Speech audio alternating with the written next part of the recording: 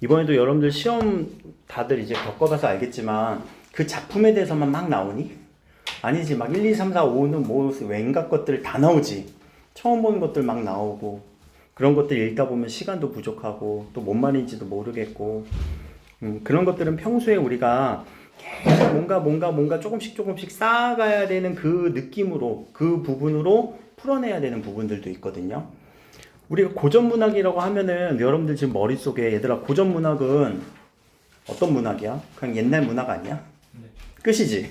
그거 말고는 딴 거 있어? 고전문학. 뭐 더 자세하게 들어갈 수 있는 사람. 고전문학의 뭐 갈래라던가 뭐 장르라던가 시기라던가 그런 것들 우리는 지금 안 쌓여 있어요. 그러니까 이런 것들을 우리가 쌓아 나가는 그런 시간들이 필요하고요. 그래서 지금 요 5월달 아니면은 사실 쌓기는 좀 힘들고 여름 방학 때는 고전 문학 강독을 할 거예요. 우리 국어 수업 시간에. 그러니까 그때는 이런 그 지금 고대부터 고려까지로 시기를 한정지었는데 요거 말고 여름 방학 때는 시조라던가 가사 해야 돼. 시조라던가 가사. 그래서 요 고대 가요부터 고려 가요까지 여러분들은 좀 그 장르라던가 어떤 특징이라던가 이런 것들을 좀 정리할 필요가 있다라는 부분이고, 자 밑에 우리가 그 한국사 의고는 지금 한국사 시험 안 봤다더라. 그 근현대사부터 한다더라. 경민은 어때? 시험 봤어? 그러면은 그 시기별로 이렇게 쭉 했니? 옛날 국가부터? 그래? 광동은 당연히 했을 거고 다 얘기 들었으니까. 그러면 자 이제 경민하고 광동 중심으로 우리나라의 최초의 국가 누구? 고조선. 요거 같이 한번 쓰세요. 2페이지에다가.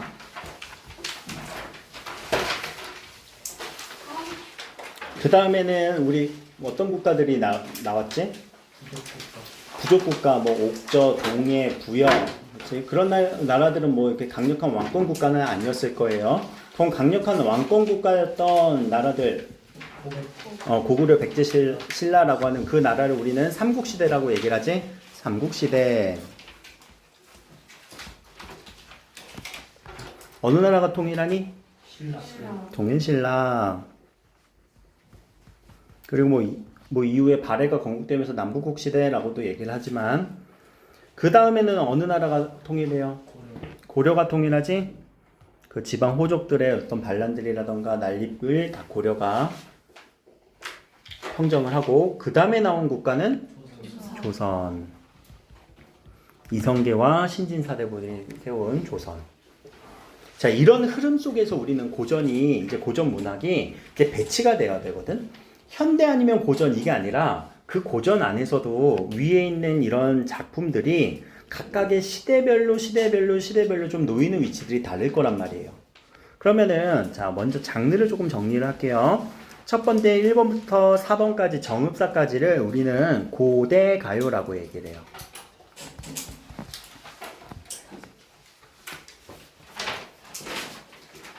고대 가요. 색깔 별로 의미 없어. 검정색으로 보내요. 검정색으로 보내요. 그래?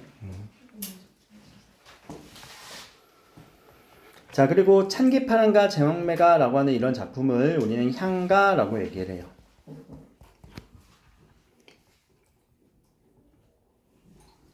그리고 최치원의 제갈산 독서단과 추야우증은 한시라고 합니다. 최치원 우리 공부했을걸? 네. 그치? 도당 유학생으로서 당나라의 빈곤과에 합격한 몇 두품? 오케이. 자, 그리고 고려시대의 가시리부터 뭐 이런 노래들을 우리는 고려가요라고 얘기를 해요. 한 글자 차이로 고대가요랑 고려가요랑 좀 달라지네. 근데 세월은 엄청 차이 나겠지? 그럼 먼저 배치할 수 있는 요 쉬운 거부터 한번 배치해보자. 자, 고려가요부터 배치해보자. 고려가요는 어느 시대? 고려시대 고려가요.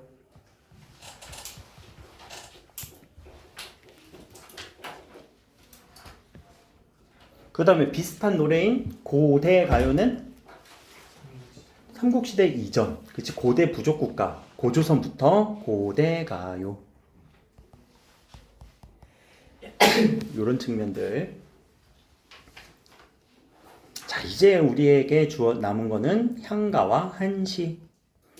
한시는 무슨 말일까? 한시. 한자로 된 또는 한문시겠지? 한문시예요, 한문시. 그럼 우리나라에 한문이 들어와야 되겠네? 한자가 들어와야 되겠네? 그럼 자, 우리 또 기억력을 한번 되살려 봅시다. 삼국마다 우리 불교가 유입됐던 왕들 있죠.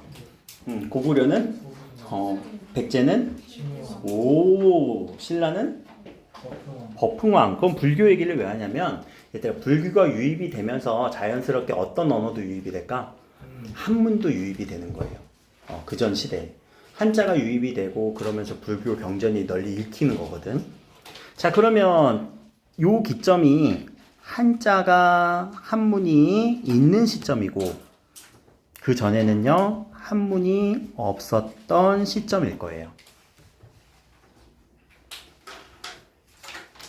그럼 추론할 수 있겠다. 우리 한시는 언제 들어올까? 삼국시대에 들어와서 쓰여지겠죠. 그리고 향가가 여기에서 이렇게 신라시대까지. 한시는 되게 오랫동안 쓰여요. 지금도 한시는 쓰이고 있어요.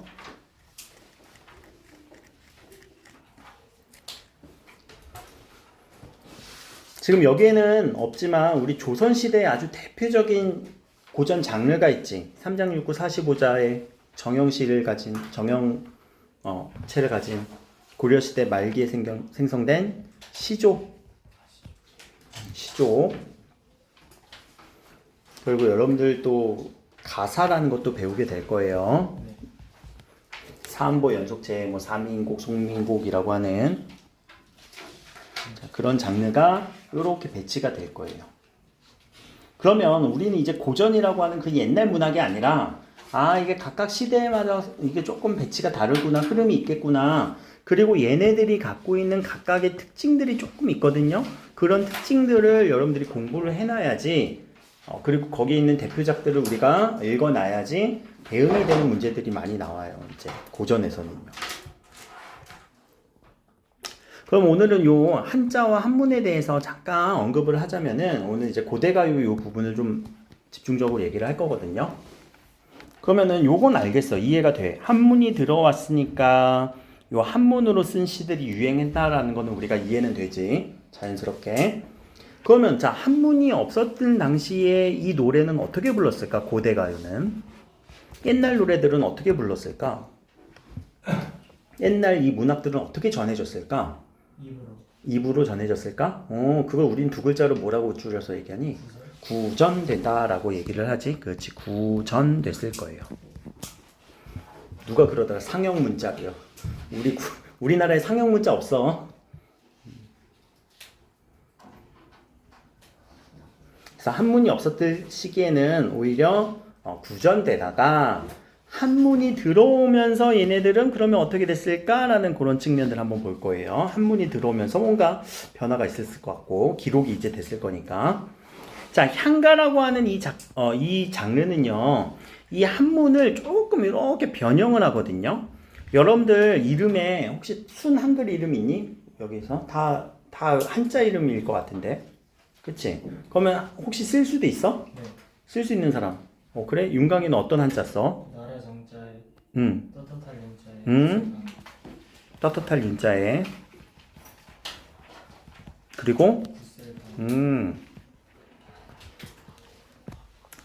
미안하다. 내가 요 한자 굿셀강자까지는 뭐 생각을 기억해면 쓸 수 있는데 떳떳할 윤자까지는 기억을 못하고 있다. 아무튼 자, 우리 한자를 여러분들도 다 대부분 이런 식으로 모의 모라는 식의 한자를 다 갖고 있지 않니? 네. 뭐 은혜 은자 이런 식으로 갖고 있고. 그러면 이 한자라고 하는 글의 특징은요. 앞에 뜻이 있고요. 뒤에 소리거든요. 뜻과 소리를 같이 갖고 있어요. 그럼 우리나라 이제 입장에서 이거는 외국 글자잖아. 외국 글자를 읽는데 두 가지 버전으로 읽을 수 있다. 어떻게? 뜻으로도 읽을 수 있고 소리로도 읽을 수 있는 거야. 그거를 어디에 맞게? 우리나라에 맞게 변형시켜서 글을 쓴 게 향가예요. 소리를 빌려, 잠깐만 미안해. 한자의 소리를 빌려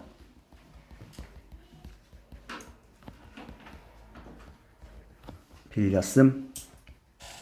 이게 요 향가의 한자의 소리를 빌려와서 막 글자로 쓴 문자, 그거를 향찰이라고도 하면서 향가문학이라고 합니다.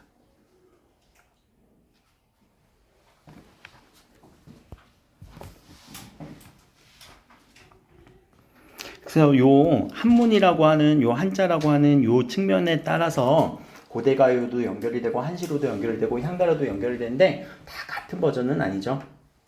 향가는 한자를 가지고 뭔가 우리나라의 실정에 맞게끔 이렇게 변형을 해서 쓰는 거고, 한시는 그대로 중국의 어문 순서를 그대로 따라가는 거고, 고대가요는 분명히 한자 이전에 한문이 들어오기 이전에 구전이 되다가 한자가 들어와서는 뭔가 변화가 있었을 것 같아요. 그거는 좀 이따 설명을 할 거고요.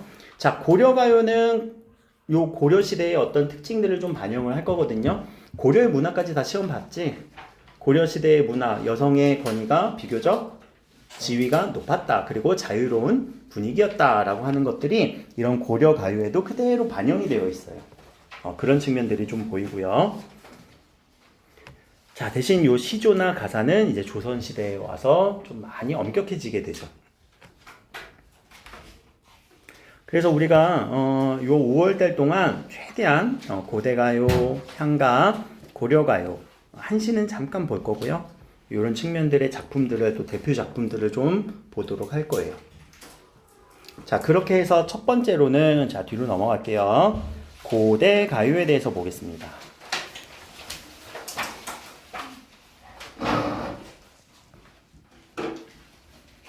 자, 여기는 네 작품, 공무도화가, 구지가, 정읍사, 황조가 라고 하는 이런 작품들에 대해서 오늘 다 한 번씩 훑어보긴 할 겁니다. 뭐 자세하게 들어갈 건 아니고 옛날 문학 작품이야. 근데 옛날 문학 작품이 이게 고대가요라는 단어잖아. 그러니까 옛날에도 우리가 문학이 있었대. 어떤 문학이었을까? 그것을 한번 볼 거고요. 자, 이 고대가요의 특징 몇 개만 밑줄 칠게요. 원시 종합예술에서 분화가 되었대요. 원시 종합예술. 제천의식에 사용된 이런 원시 종합예술이 있었대요. 제천의식? 자, 부여의 제천행사. 안 나오니? 고구려의, 고구려의 제천행사. 고구려 동맹이고. 영고동맹 다 기억나? 이제 다 기억 버려야 되는 거 아니야? 시험 봤으니까? 얘들아, 거기에서 시작이 돼요. 이 종합예술이라고 하는 거는. 미안해, 의고는 이제 곧 배울 거야. 머지않아서. 자, 이런 원시 종합예술에서는 음악도 연주하면서, 무용도 하면서, 막 시를 읽기도 하고, 노래도 부르기도 하고, 이야기를 들려주기도 했거든? 이런 것들이 다 같이 이렇게 이루어지던 게 종합예술이었는데, 그 중에서 이제 문학작품으로 서정을 이야기하고 이야기를 들려주고 연극을 하는 각각의 장르로 분화가 되는 거예요. 세분화가 된다는 거예요. 세분화. 그러면서 우리 문학이 시작되었다라고 바라보고 있어요. 갑자기 어디서 시가 뚝 하고 떨어진 게 아니라 옛날에는 이게 다 종합적으로 이루어졌을 것인데 어떤 뭐 제천 행사를 통해서 그게 이제 음악 없어도 시를 읽기 시작하고 무용을 안 해도 노래하기 시작했을 거란 말이에요. 시를 읽기 시작했을 거란 말이에요. 그렇게 해서 문학의 시작을 보고 있어요.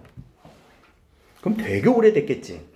그 고전이라고 하는 두 글자 안에서는 그 옛날 그 제천 행사부터 시작을 했으면은 엄청 오래됐겠죠. 뭐 몇천 년 전부터 시작이 됐을 것 같아요. 자, 그래서 요 하나의 특징, 원시종합예술에서 분화되었다라는 요 특징 하나 꼭 알고 계셔야 되고요. 자, 두 번째 형식적인 특징에서 특별한 형식이 있대요, 없대요? 없습니다. 특별한 형식은 없었을 거예요. 그래서 4줄 정도의 짧은 내용으로 먼저 시작이 됐을 거예요. 자, 내가 시를 써봐야지. 옛날 사람들이 막 이때 당시에 고조선 시대에서 나 이제 시를 써야지 엄청 길게 쓸 수 있었을까? 아니야, 처음에 힘들었을 거야. 그래서 짧은 내용으로 시를 썼을 거고, 내용을 썼을 거고. 자, 그러면 그 내용들은 대체로, 자, 여기도 특징이에요. 배경설화 속에 삽입이 되어 있을 거다. 배경설화 속에. 그래서 배경설화를 갖고 있어요. 대부분의 우리 원시종합예술에서 분화된 이 고대 가요는요, 배경설화가 다 있습니다. 이게 하나의 또 특징.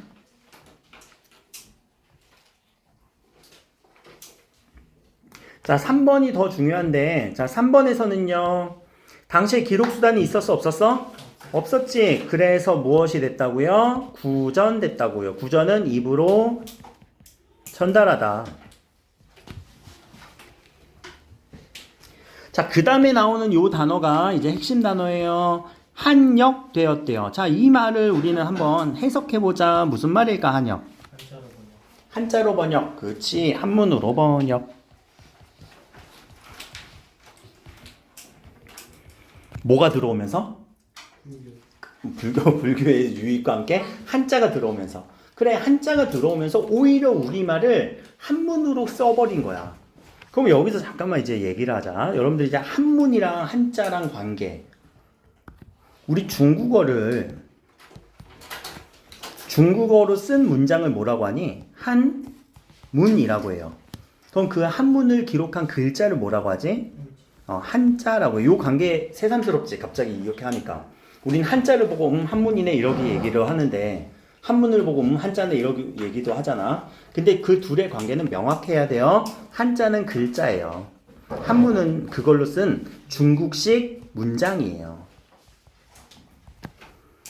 제2외국어 이제 중국어 하다 보면은 여러분들 중국어의 서술어가 영어처럼 주어 동사 이렇게 나오거든.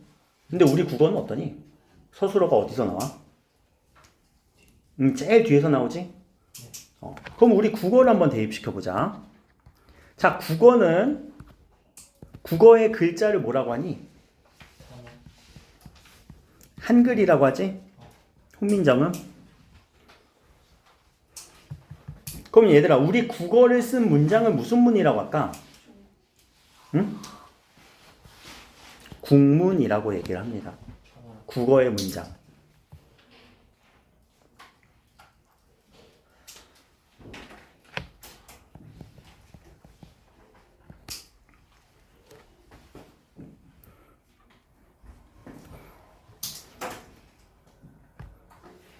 혹은 국문이라는 건 문장이기도 하고 말이기도 하겠죠. 한문도 문장이기도 하고 말이기도 하겠죠. 입으로 하는 거. 그럼 자, 한역이라고 하는 거는 어디에서 어디로 가는 거야? 한역이라고 하는 것은 우리의 말이 어떤 문장으로 쓰였다고?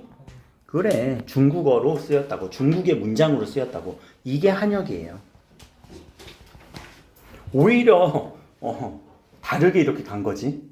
우리의 말로 쓸 수 없으니까. 왜? 훈민정음 언제 만들어졌는데? 세종대왕 때 만들어졌잖아. 그러니까 한자로 썼다. 한문을 바탕으로 썼다. 그걸 우리는 한역이라고 얘기를 해요.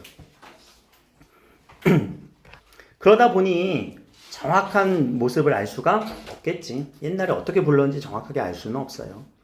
혹은 나중에 한글 창제 이후에 한글로 정착되기까지 되게 오랜 시간이 걸렸겠죠. 그러다 보니까 그 옛날 고조선 시대 혹은 그 당시 시대에 원시 부족 국가였던 그 당시의 노래를 정확하게 알 수는 없어요.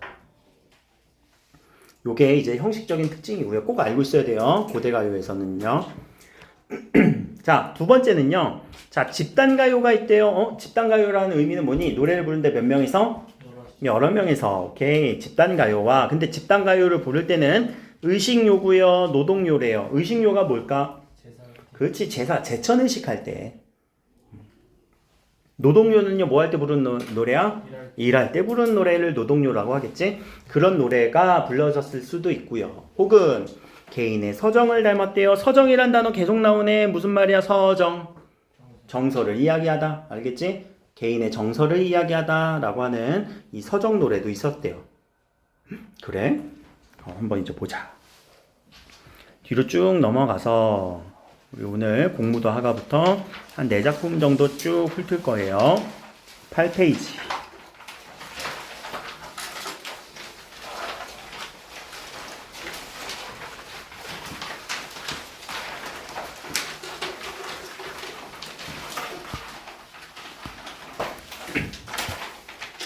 자, 여기서 보이는 우리 고대 가요의 형식적인 특징, 아까 우리 기억나는 게 있는지 한번 보자. 먼저 뭐와 같이 결합돼서 전해진다고? 배경 설화. 여기 배경 설화 있네. 그치? 그럼 배경설화와 함께 이 노래는 같이 전해지는 거예요. 그리고 내용 자체가 그렇게 길지는 않다라는 거. 4줄밖에 안 되네. 그리고 우리 한자가 전해지면서 뭘로 어떻게 됐다고? 이 말이 한자로 한역되었다. 요런 특징들 눈에 다 보이지 이제? 네. 그럼 우리는 한역되고 나서 이 한자는 공부할 필요는 없지 당연히. 그래서 그 내용만 우리는 알면 될 것 같고요. 자, 배경설화는 여러분들 한번 읽으면서 중요한 내용에 한번 밑줄 쳐봅시다. 중요한 내용은 여러분들 스스로 한번 판단해 보세요. 지금 뭐가 중요한 내용일까 이 안에서. 자, 중요한 내용. 이걸 왜 우리가 고대 가요라고 하면서 문학 작품에 넣어서 공부를 하는지 그거에 대해서 한번 개념을 잡아보려고 하거든요.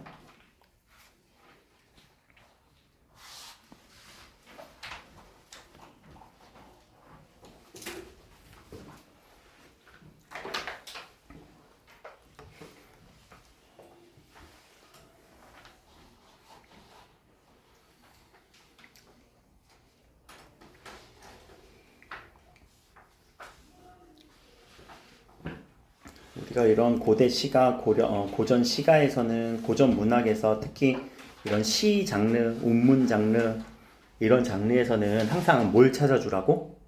개인의 서정. 여기 정서 늘어났니? 어디에서 늘어났어요? 그의 아내가 소리치면서 막았어. 슬픈 노래를 부르고 물에 빠져 죽었습니다. 라고 하는 이런 정서에 대한 표현들이 있죠. 근데 이런 정서들은 그냥 여러분들 막 정서가 막 유발되는 경우도 있겠지만 대부분의 시에서는 어떻게 정서가 유발되니? 상황과 처지, 배경들이 딱 그려져야 되겠지? 이 남편이었대. 그 남편이 머리가 샘 미친 사람 가로치고 백수 광부네요. 아이고 나 이제 백수 됐어. 그 백수가 아니네. 이 백자는 무슨 백자? 흰. 숫자는요? 머리. 머리가 하얀. 나이가 좀 지긋하게 들었나 봐요. 광부는요 마이너인가? 탄광촌에 가야 됐나? 이 광자는 무슨 느낌? 미칠 광, 미친. 자, 부자가 남편.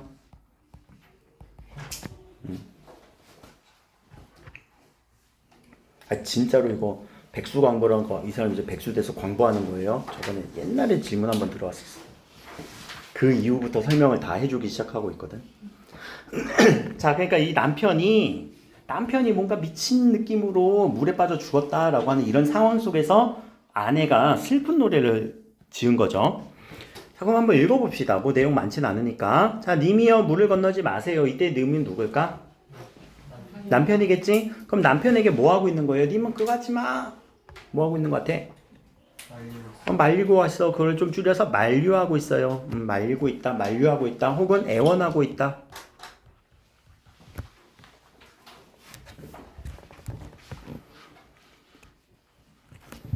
아, 근데 님은 그의 물을 건너시네. 자, 님의 물을 건너고 있어요. 그러면 이때 화자의 기분, 이 아내의 마음은 어땠을까? 절망? 절망보다 아직 조금 그 전 단계. 염려. 그리고 안타까움이 있겠지? 그리고 절망이 여기서 나와야 될 것 같은데, 아, 물에 빠져 돌아가셨어. 절망. 그리고 나서 가시님을 어이할꼬 라는 이런 노래를 불렀대요. 그럼 여기서 느껴지는 감정은요, 절망 다음에 한탄 혹은 체념, 이런 느낌들로 그 정서의 깊이가 점점 슬퍼지고 점점 강해지고 있죠. 자, 그러면 이게 우리가 고전 문학이라면서, 고대 문학이라면서, 그럼 이런 정서가 드러날 때 그냥 정서가 드러나진 않았거든. 여기서 관계를 한번 보자. 이 정서는 어떻게 해서 이런 정서들이 일어났니? 뭐에 대한 뭐의 정서? 남편의 행동에 대한, 그치? 어떤 대상의 행동에 대한 이런 정서가 유발되는 거죠. 자, 문학의 아주 기본 구조지. 어떤 대상을 보고 어떤 상황을 보고 거기서 유발되는 우리 정서를 찾아주는 거. 야, 옛날에도 이렇게 문학을 썼어. 문학 작품을 만들 때. 사실 뭐 이렇게 써야지 이런 생각이 아니었겠지. 그냥 자신의 정서를 노래하다 보니까 그게 문학으로 굳어진 건데, 이런 상황 속에서 어떤 님의 남편의 행동을 보면서 이런 정서가 유발되었구나라는 이런 문학의 기본 구조. 그러다 보니까 우리는 이걸 이제 문학 작품이라고 얘기를 하는 거죠. 그렇죠? 자, 여기서 이제 물이라고 하는 이 단어에 대해서 우리 좀 정리를 한번 해볼 건데, 자, 물 1, 2, 3이라고 이렇게 얘기를 하면 이 물의 느낌은 다 똑같은 느낌일까? 님 물 건너지 마세요. 아유, 물 건너시네? 아우, 물에 빠졌네? 선생님 다 월어인데요? 자, 근데 우리는 항상 시에 있어서 시어의 의미를 우리 해석할 때 조금씩 다른 의미로 해석하는 경우도 있지. 자, 밑줄 쳐봐. 이거의 의미는 뭐야? 이거의 의미는 뭐야? 이런 식으로. 자, 그거를 우리가 물의 상징성이라고 한번 얘기해 봅시다. 이게 고조선 시대의 문학 작품인데도 벌써 이 물이라고 하는 시어의 의미들이 1행에서 2행에서 3행에서 다 달라지고 있어요. 자, 어떻게 달랐냐면, 자, 이 물에 대한 상징성을 제일 밑에 한번 볼래요? 뭐라고 쓰였는지? 님에 대한 사랑이래요. 잠깐만. 왜 이걸 사랑이라고 했을까? 이게 왜 사랑이라고 했을까? 해석 한번 해보자. 왜 이걸 사랑이라고 여기서 물의 상징성을 부여했을까? 우리 만류하거나 애원할 때 어떤 대상에게 하니? 내가 싫어하는 대상에게 물, 야, 가지마 이러니? 제발 이러지 않을까? 제발 좀 죽어라는 좀 너무하고. 자, 이런 만류와 애원은 사랑에 대한 표시일 거라고 여기서 해석을 하고 있는 거죠. 자, 두 번째 물은 이제 물을 건넜대요. 자, 물을 건너면 우리 가끔 이제 시에서 보면 꼭 헤어지는 장면에서는 뭐가 나와? 뭐가 흘러? 물이 흐르고, 그치? 님은 이렇게 배를 타고 막 떠나고 막 이러지? 그럼 이 물에 대한 이미지도 어떤 이별의 공간의 느낌으로 여러분들이 잡는 경우도 많죠. 그리고 물은요, 미안해요. 물은 죽음의 상징성도 부여가 되는 거죠. 이 물이라고 하는 이 자체에는 원래 이제 원형적 상징으로서 이런 의미들이 다 투영이 되어 있고, 유독 이 시에서는 하나의 물이지만, 하나의 물이라는 시어지만 여러 가지로 해석이 되기도 하고요. 하나 더 밑에 배경설화에서 이 부분 두 번째 줄 마지막에 결국 그는 물에 빠져 죽었습니다. 이때의 물. 그의 아내가 소리치면서 막았으나 결국 그의 물에 빠져 죽었습니다. 이의 아내도 슬프게 노래를 부르고 물에 빠져 죽었습니다. 그럼 남편도 물에 빠져 죽었고 아내도 물에 빠져 죽었죠. 이 물이라는 상징성이 또 뭐가 있냐면요, 재회의 상징성도 있어요. 아, 이 남편과 아내는 또 죽음으로써 재회를 했겠구나 라는 재회의 상징성까지.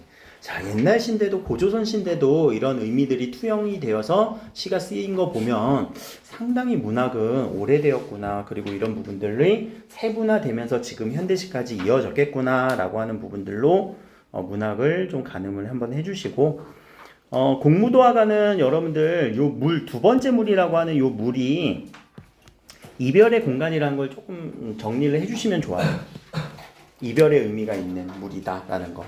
여러분들 나중에 이제 현대시라던가 뭐 고전, 특히 고전에서 지금 요 고대 가요 같은 경우가 교과서에 실려서 딱 그 본문으로 공부하는 측면은 거의 없을 텐데 어디서 툭툭 튀어나오냐면은 1, 2, 3, 4, 5 선택지에서 툭툭 튀어나와. 본시에서 밑줄 친 시어와 혹은 정서와 관련이 있는 시를 고르세요. 이번에 다 겪어봐서 알잖아. 그치? 그랬을 때 뭐 외부 작품으로 툭툭 튀어나올 때 여러분들이 대응력을 갖추기 위해서는 계속 공부를 하는 수밖에 없어요. 자, 그리고 요 공무도화가라고 하는 이 작품에서 우리 제목으로 좀 정리를 한번 해보자. 그러면 지금 이 노래, 이 4줄짜리 노래를 조금 더 요약을 해버리면은 뭐 하지 말라는 거야? 님, 그 물을 건너지 마오지. 그치? 그럼 물을 건너다 라는 글자가 이 공무도하가 5글자에서 있어요. 어디 있을까? 도하라는 단어가 물을 건너다예요. 혹시 군인들 이렇게 물 건너는 작전을 도하 작전이라는 거 들어봤어? 안 들어봤어? 남학생들 얼마 안 남았어. 5년 남았어 이제. 5년 뒤면 도하 작전 할 수도 있어. 훈련으로. 대학을 공부하지 않죠. 그런가? 미안하다. 자, 무는요 하지 마세요. 물 건너지 마세요. 공이라는 거는 무슨 의미입니까? 님이겠지? 님아 물 건너지 마세요 라는 공무도화가의 이 단어로 정리 한번 해주시고요.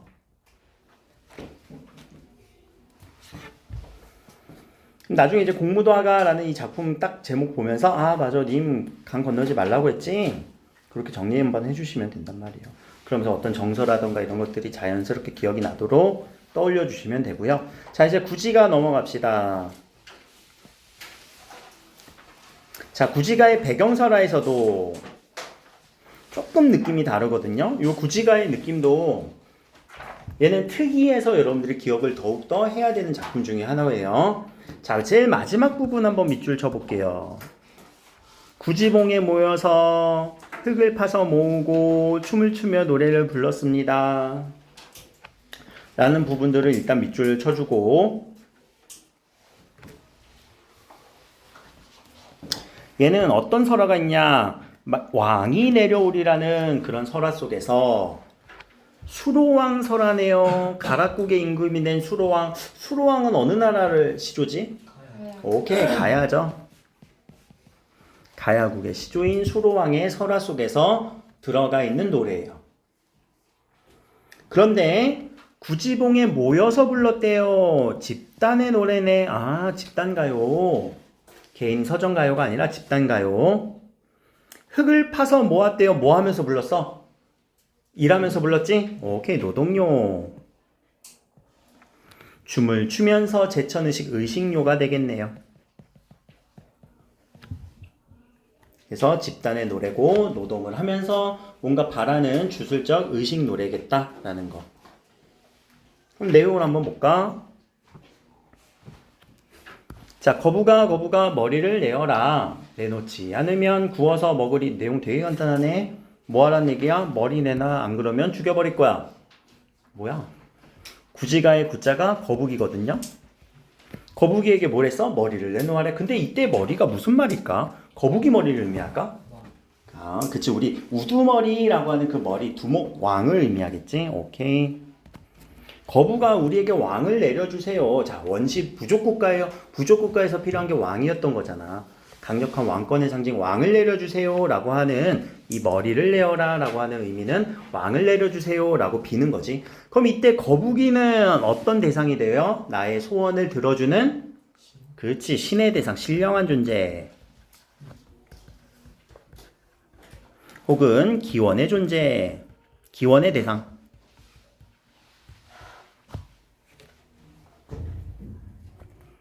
요소의 의미가 잡히겠네요.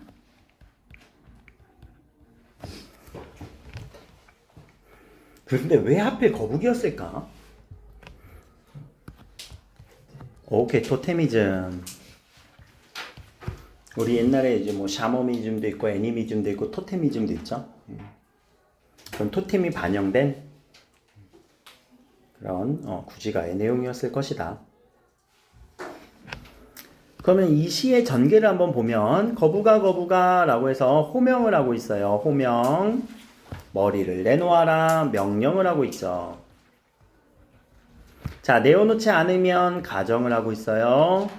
구워서 먹으리라 위협의 이런 전개의 방식을 통해서 자신들의 바라는 기원을 성취하려고 하는 그런 주술적인 노래다라는 거.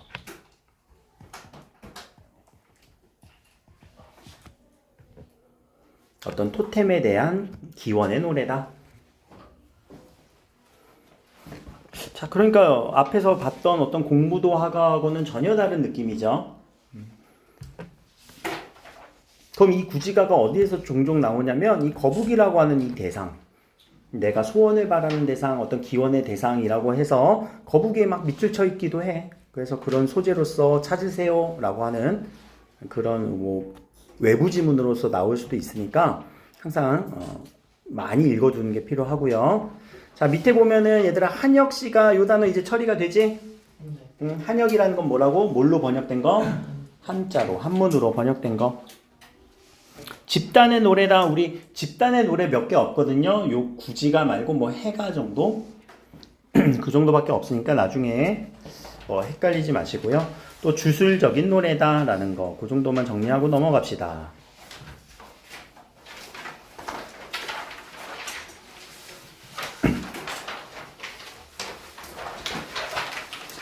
자, 그 다음은 이제 유리왕의 황조가라는 시입니다. 빠르니? 안 빠르지? 내용 별거 없잖아. 자, 밑에 배경설화부터 한번 읽어볼까? 배경설화. 어떤 배경설화가 있는지 고구려의 이대왕 유리왕의 설화입니다.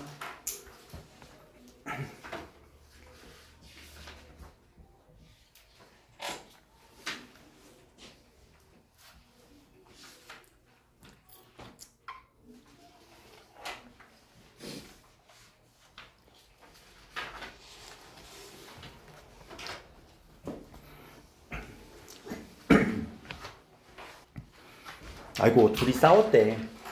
말로만 싸웠을까? 야, 머리 잡았을 것 같긴 한데. 자, 그럼 여기서도 우리 중요한 거 정서 표현 됐니? 설화에서도 어느 부분? 화가란 치수. 어?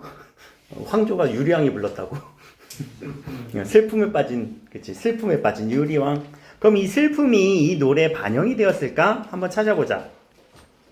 이 슬픔이 느껴지는 부분. 자신의 정서가 표현된 부분. 외로울. 오케이. 아, 나 외로워. 라고 하는 이런 정서 표현이 되어 있죠. 근데 처음부터 나 외로워. 라고 얘기하진 않았네. 처음에 나오는 소재는 누구? 꾀꼬리. 근데 꾀꼬리의 어떤 특징이 있어, 지금? 얘는 엄청 정답대. 근데 나는 외로워. 둘은 서로 어떻게 돼요? 대비가 되고 있죠. 자, 자신의 정서를 표현하기 위해서 끌어온 대상을 우리는 뭐라고 하지? 오케이. 객관적 상관물 다 이제 알고 있죠? 너무 많이 얘기했으니까. 어떤 정서를 표현하기 위해서 자연물을 끌어와서 자신의 정서에 직접적으로 연결, 간접적으로 연결? 간접적으로 연결이야. 알겠지? 직접적으로 하는 거는 외롭다 이런 식으로 얘기를 해야지.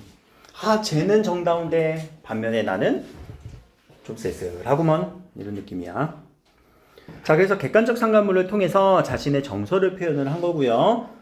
자, 요렇게 나누면 또 뭐가 되냐면, 자, 먼저 뭘 바라보고 있어요? 저 멀리 있는 경치를 바라보고 있죠. 꾀꼬리에 대한 경치, 선, 경, 후, 정의 정서 표현. 그래서 먼저 경치 얘기해주고요. 뒤에서는 자신의 정서를 얘기하는 시상전개는 선경후정이구나. 그리고 여기서 꾀꼬리의 역할은 객관적 상관물이구나. 그리고 화자의 정서는 외롭구나. 자, 이런 부분들을 황조가는 그래서 상당히 중요해요. 여기서 문학적 표현들 많이 나오거든. 객관적 상관물로서 꾀꼬리가 많이 등장하기도 하죠. 그리고 선경후정으로서의 시상전개 방식으로도 많이 제시가 돼요. 그래서 황조가 자체는요, 여러분들 교과서의 학습 활동에도 많이 실려 있거든요. 그래서 요거는 볼 날이 그렇게 멀진 않을 것 같아요. 금방. 근데 저때 꾀꼬리를 진짜 객관적 상관물이라 생각하고 쓴 거예요? 아니면 써봤는데 객관적 상관물인 거예요? 자, 객관적 상관물이라는 말은 언제 쓰였을까? 언제 만들어졌을까? 근데 응? 맞아. 이거 객관적 상관물이란 말은요, 19세기에 만들어진 문학 용어예요. 그럼 이 당시에 사람들이 이 문학 용어를 알고 썼을까? 아니지? 그러진 않았을 거야. 그냥 썼는데 규칙성을 찾은 거예요? 그치, 썼는데 옛날 시부터 이런 규칙성들을 다 발견한 거지. 문학에는 이런 규칙성들이 있구나 라는 걸 발견한 거야. 자, 여기서 한역이라는 단어 처리되죠. 이제 서정, 애상이라는 단어는 뭐니 얘들아? 애상. 슬프다 애자예요. 아우 슬퍼. 그럼 여기서 느껴지는 정서는 어떤 정서? 님을 잃은 슬픔에 대한 정서겠지? 자, 이게 님을 잃은 슬픔의 정서가 앞에 있었던 공무도화가부터 쭉 이어진다. 이게 되게 오래된 정서야. 님에 대한 어떤 그리움, 님에 대한 부재에 대한 정서가. 최근에도 많이 나오지 않니? 요새 노래에서도. 최근에 내가 알고 있는, 잠깐만, 이 노래 얘기하면 너무 오랜 얘기라고 할 텐데. 태연의 만약에 이런 거? 만약에 내가 간다면. 그것도 부재 아니야? 님의 부재 상황 속에서 노래 부르는 거? 너무 오래된 얘기니? 요새 이별 노래 뭐가 유명해? 없어? 요새 노래 중에서? 사건의 지평선. 샷건 팡 이거? 사건의 지평선? 맞아. 그것도 부재 노래네. 가사가. 그래. 그런 식으로 많이 이어지고 있어요. 사실. 자, 뒤로 넘어갑시다. 오늘의 이제 정읍사가 조금 메인이 될 것 같긴 하거든요. 앞에는 제목 위주로 그리고 내용 위주로만 좀 정리해 놓으시면 되고요. 자, 정읍사를 보면은 여러분들 큰 특징이 하나 보일 거예요. 앞에 애들은 뭐가 있는데 얘는 뭐가 없네. 빨리 찾아볼 것. 앞에 애들은 뭐가 있었는데 얘는 뭐가 없네. 앞에 세 작품은 뭐가 있었는데 얘는 뭐가 없네. 찾았니? 네. 뭐가 없어? 어? 아니야, 내용 말고 형식적으로. 쓴 사람? 한자가 없지, 그치? 오케이. 그럼 한역이 됐다, 안 됐다? 안 됐어요. 자, 뒤에부터 한번 봅시다. 정읍사는요, 여기 밑줄 한번 칠게요. 얘는 또 백제 노래예요. 근데 유일해. 백제 노래에서 유일하고요. 우리 그럼 고구려 백제 신라, 신라 노래만 아직 안 배웠네. 근데 우리 신라 노래는 어떤 장르의 노래가 남아있지? 향가가 남아있죠. 오케이.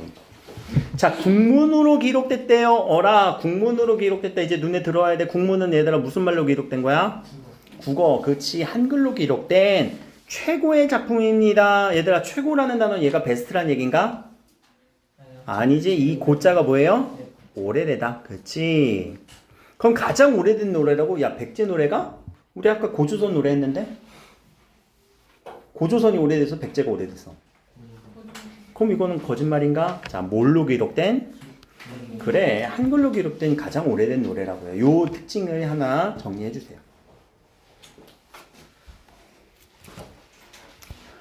정읍사가 내 기억에 잠깐만 경민 2학년 문학에서 나와요. 뭘 하야. 얼마나 쉬운데. 얼마나 짧어. 자, 밑에 배경서를 한번 봅시다. 그러면 미안해. 여기 뒤에서 요 단어 하나만 처리하고 가자. 자, 요 망부가라고 하는 이 단어가 망부석이라는 단어 들어본 적 있어? 망부석? 어떤 돌이니 걔는? 안 움직이는 돌이야. 또 뭔가 계속 기다리는 돌이거든요.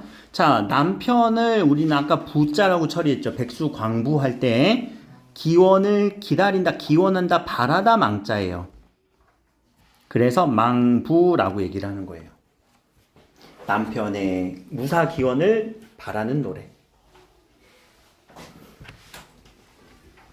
그래서 그 망부석 설화가 여기 정읍사에서는 아내가 남편을 기다리던 장소가 그 돌을 망부석이라고 얘기도 하고, 어떤 망부석 설화에서는 남편을 계속 기다리다가 뭐가 됐다고? 돌이 됐다라고 하는 그런 설화도 있죠. 자, 밑에 이제 배경설 한번 처리해 봅시다. 고을 사람 하나가 행상을 떠났습니다. 행상이라는 단어는 이곳저곳 떠돌면서 우리가 옛날에는 향설시장이 없으니까 5일장, 10일장이었으니까 거기 판매하러 떠났던 거죠. 그래서 아내가 계속 남편을 기다리다가 혹시나 해를 입을까 염려하여 혹은 진흙물에 따진 것을 비유해서 이 노래를 불렀습니다. 그래서 남편을 기다리던 바위를 망부석이라고 얘기를 했습니다. 망부라는 단어도 이제 처리가 되지? 남편의 무사기원하게 해주세요 하는 망부예요. 자, 여기는 근데 한번 보자. 희한하게 해석이 안 된 부분들이 있네요. 해석이 안 된 부분들 뭐라고 처리하면 될까? 뭐가 있는 걸까? 계속 뭐가 반복이 되지? 자, 이런 반복되는 걸 우리는 뭐라고 하니? 후, 렴, 구가 존재하네요. 와, 이게 후렴구가 있구나. 이제 백제 노래로 가고, 나중에 우리 고려가요 하면요, 고려가요의 아주 주된 특징이 뭐냐면 후렴구의 존재예요. 얄얄얄. 그렇지, 얄랄얄라. 혹은 여음구의 존재. 뭐 후렴구, 여음구 둘 다 운율 형성 이렇게 생각해 주면 돼요.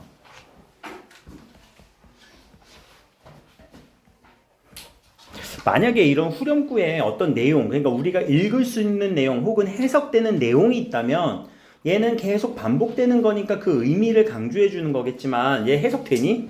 안 되지? 그러니까 의미 강조보다 이거는 그냥 운율 형성 정도로만 정리해 주면 되고, 그럼 우리가 해석해야 되는 부분은 뭐예요? 이 정도 내용적인 부분, 요 한 3개 정도 되는 요 3단 구성으로 보이는 요 부분이겠네요. 자, 3단 구성이다 보니까 얘가 어디에도 영향을 미쳤다라고 보냐면은 우리 나중에 우리 3장 6구 45자 이인에 어떤 형식이 나왔다고?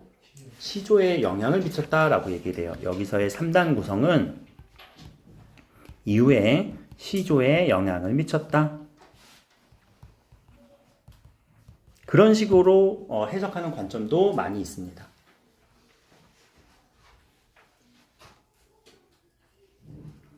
이런 뭐 정읍사에 있어서 형식적인 특징들은 여기서 얘기를 한번 했고요. 자, 여기서도 그러면 정서들 네. 얘만 3단 구성이에요. 얘는 조금 더 길어졌지. 그치? 그럼 이 작품을 보고 영향을 받은 거예요, 그러면? 이 작품부터 이제 3단 구성으로 내용들이 이렇게 좀 정형화되기 시작했구나라고 해석을 하는 거예요. 나중에 이제 그 향가 보면 더 그렇거든. 여기는 그럼 남편의 무사기원에 대한 어떤 내용들이 반영되어 있어야 되겠네요. 그럼 첫 번째 부분 봅시다. 자, 달하라고 해서 요 달림이라고 얘기를 했네요. 그럼 달림이시여 높이 돋으시어서 달이 높게 떠서 멀리 비추어 주세요. 자, 누구를 비추어 달라는 걸까? 남편을 비추어 주세요 라는 얘기겠지? 남편이 무사히 돌아올 수 있도록 남편을 잘 비춰 주세요. 그럼 이때 달림도 얘들아 뭐 하는 대상이야? 나이가 소원하고 기원하는 대상이지? 기원의 대상이네요.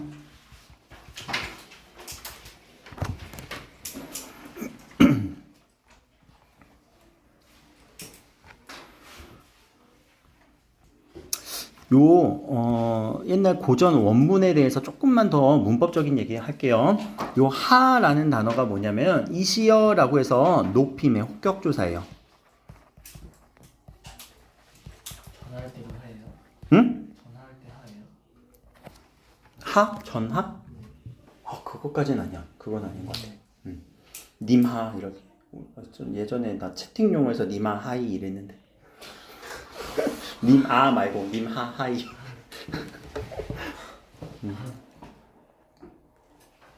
높이 곰, 멀리 곰이라고 하는데 얘네들 해석 한번 볼까? 높이 높이, 멀리 멀리. 몇 번씩 해석했어?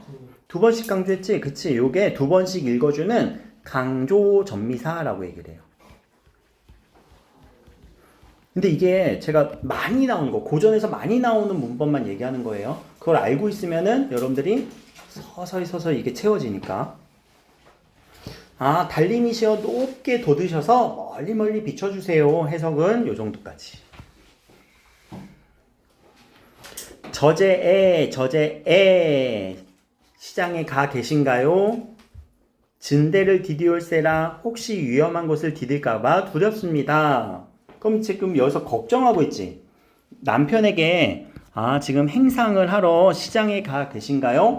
혹시나 위험한 곳 지금 거기 디딜까봐 딛다 밟을까봐 걱정됩니다. 두렵습니다. 여기 밑에 걱정됩니다 라고 단어 쓸게요. 그럼 아내의 어떤 남편에 대한 어떤 안부 걱정이 지금 여기서 드러나고 있네요.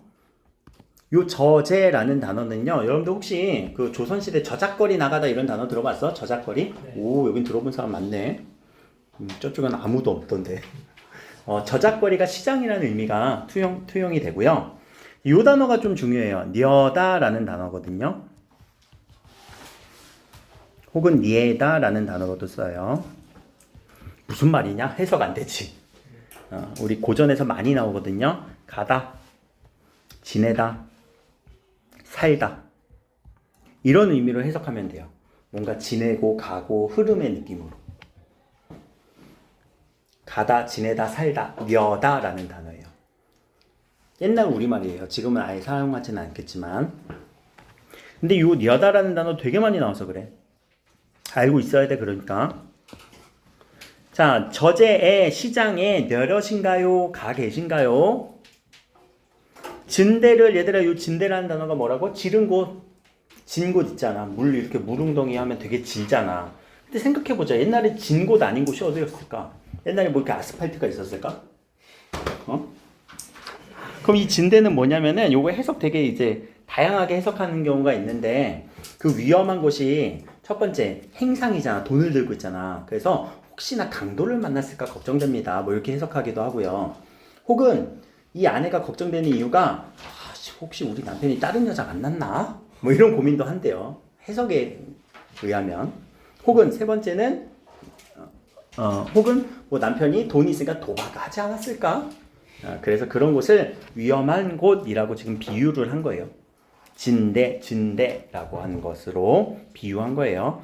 비유라고 하면 위험한 곳을 비유했구나라는 것보다 더 중요한 단어가 있습니다. 릴세라.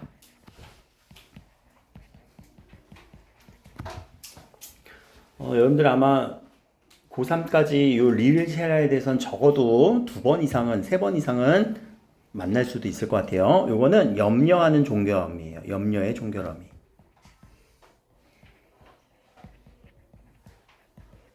걱정돼. 뭐뭐 할세라.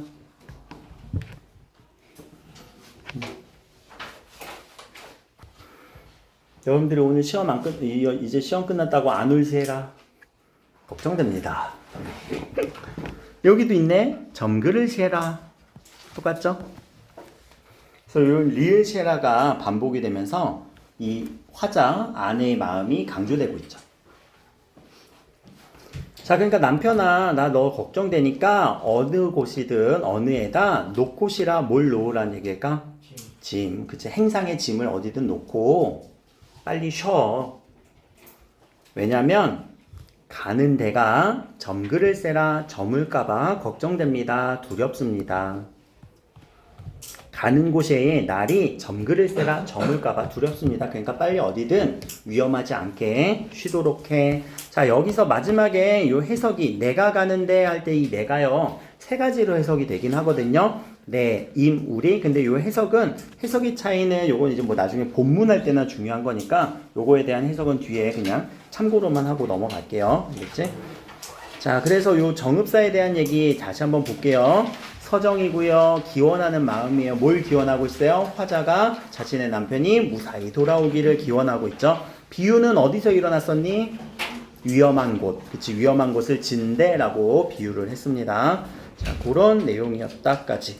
자, 다음 시간에 오면은 우리가 향가에 대한 얘기를 좀 할 겁니다. 오케이, 여기까지 합시다.